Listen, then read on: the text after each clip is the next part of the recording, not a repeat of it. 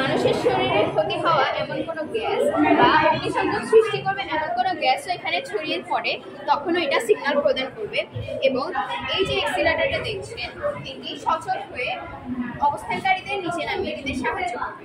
প্রতি বছর আমাদের দেশে অনেক মানুষ এই ভূমিকম্পের প্রাণ হারায়। এর ফলে আমরা যদি এই জিনিসটা যে কোনো জায়গায় ব্যবহার করি, তখন আমাদের অনেক মানুষের জীবন বেঁচে যাবে এবং এটি স্বল্প খরচে আমরা অনেক জায়গায় ব্যবহার করতে পারবো। এর ফলে আমাদের খুচরা কম টাকা লাগবে। আচ্ছা, এটা কিভাবে কাজ করে দেখাও। যখন ভূমিকম্প হবে তখন যদি আমরা লড়াই, তখন এটা বাজার হবে। যদি এখানে আমরা গ্যাস যখন দিলাম তখন এখানে বাজার হবে।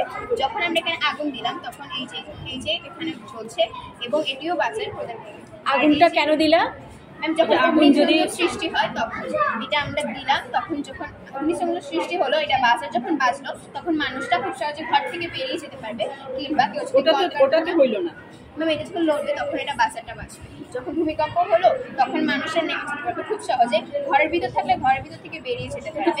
নড়ে দেখাও, কাজ করে কিভাবে দেখাও। ম্যাম, এটা যখন হলো দেখো, এখানে যখন বাজারটা বাজলো বা আগুন সৃষ্টি হলো, না না, ওখানে বাজছে না তো, সেটাই কিন্তু পাচ্ছে না,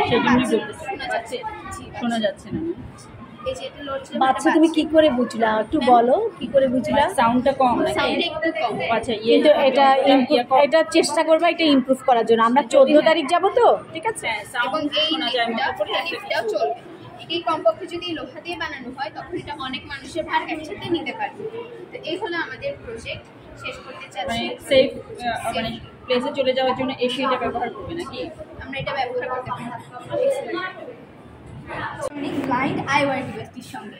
এর নাম শুনেই হয়তো আপনারা বুঝতে পারছেন এটি মূলত ব্লাইন্ড পিপল অর্থাৎ অন্ধ ব্যক্তিদের জন্য। আমাদের চারিপাশে অনেক অন্ধ ব্যক্তি আছেন যারা প্রায় চলাফেরার সময় দেওয়াল অথবা দরজা বা গাছের সাথে ধাক্কা খান। এটি প্রতিরোধ করতে মূলত আমরা এটি তৈরি করেছি। এখন আপনাদের হয়তো প্রশ্ন আসতে পারে যে এটি কিভাবে কাজ করে।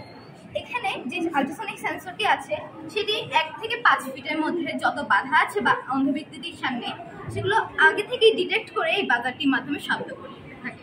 ফলে অন্ধ ব্যক্তিকে বুঝে যায় যে তার সামনে কোনো বাধা আছে এবং তিনি তার পথ অন্য পথে নিয়ে যান। এখন আমি আপনাদেরকে ওই বাধার পথ থেকে সরে যেখান দিয়ে বাধা নেই নিরাপদ, উনি সেই নিরাপদ পথ দিয়ে তার গন্তব্যে যান। ফলে আর কোনো অ্যাক্সিডেন্ট হওয়ার সম্ভাবনা থাকে না। এখন আমি আপনাদেরকে দেখাতে চাই।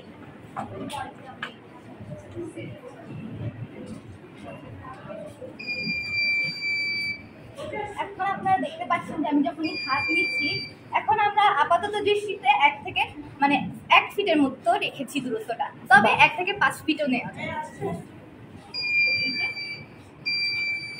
মানে সে জেনে যাবে, তার চোখে দেখা না গেলেও সে ওই সাউন্ড দিয়ে জেনে যাবে তার সামনে প্রতিবন্ধকতা আছে। ঠিক আছে।